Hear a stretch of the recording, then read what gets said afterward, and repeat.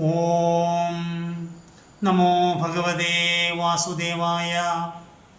ശ്രീ മഹാഭാഗവതം ധ്രുവചരിതം ഭാഗമൊന്നാണ് ഇന്ന് പ്രതിപാദിക്കുന്നത്. ഉത്താനപാദൻ എന്ന രാജാവിന് 2 പത്നിമാർ. സനാതനധർമ്മം ഒന്നിൽ കൂടുതൽ വിവാഹം പ്രോത്സാഹിപ്പിക്കുന്നില്ല. കുലംകുത്തിയായിരുന്നെങ്കിലും ബഹുഭാര്യാത്വം നിലനിന്നിരുന്ന കാലത്ത് ദുര്യോധനൻ ഏകപത്നീവ്രതക്കാരനായിരുന്നു എന്നതിൽ ഭാഗവതം അദ്ദേഹത്തെ അനുമോദിക്കുന്നു. രാമമാതാവ് കൗസല്യ സാപത്യ ദുഃഖമാണ് ഏറ്റവും വലിയ ദുഃഖമെന്ന് രാമനോട് പരാതിപ്പെടുന്നുണ്ട്. സുനീതിക്കും സുരുചിക്കും ഒരേ പ്രായത്തിലുള്ള 2 പുത്രന്മാർ 5 വയസ്സ്.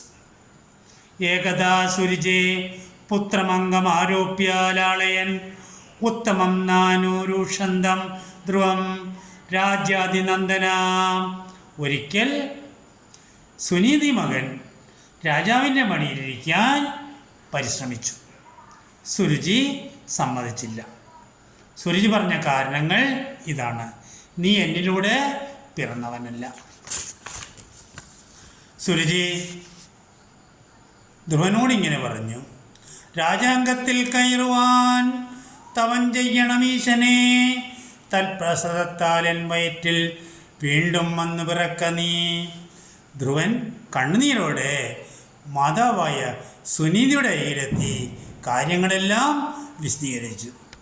സുനീതി ഇങ്ങനെ പറഞ്ഞു: മറ്റമ്മ നിന്നോട് പറഞ്ഞതുള്ളിൽ മടുപ്പ് കൂടാതെ നടപ്പിലാക്കൂ. വാസുദേവ പാദപത്മത്തെ പൂജിക്കുക. അപ്പോൾ തന്നെ കൊട്ടാരത്തിൽ നിന്ന് വനത്തിലേക്ക് യാത്രയായി.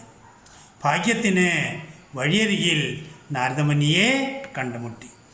നാരദമുനി തപസ് എങ്ങനെയാണ് അനുഷ്ഠിക്കേണ്ടത് എന്ന കാര്യങ്ങളെക്കുറിച്ച് വിശദമായി പ്രതിപാദിക്കുന്നുണ്ട്. അതിൽ ചില കാര്യങ്ങൾ ഇതാണ്: യമുനാ നദിയുടെ തീരത്ത് ആശ്രമം ചമയ്ക്കുക, 3 നേരം കുളിക്കണം, യമനിയമാദികൾ അനുസരിക്കണം, എപ്പോഴും സന്തോഷവാനായി തപസ് ചെയ്യണം, സുഹാസനം, ശരീരത്തെ ക്ലേശിപ്പിക്കാതെ ഇരിക്കണം. ശ്വാസത്തെ സംബന്ധിച്ചാണെങ്കിൽ പൂരകം, കുംഭകം, രേചകം. ശ്രീഹരിയെ ഉപാസിക്കേണ്ട മന്ത്രവും ഉപാസിച്ചു കൊടുത്തു. സപ്താഹങ്ങളിൽ നിന്ന് ഞാൻ കേട്ടത് ഇതാണ്: ഓം നമോ ഭഗവതേ വാസുദേവായ. ശേഷം നാളെ.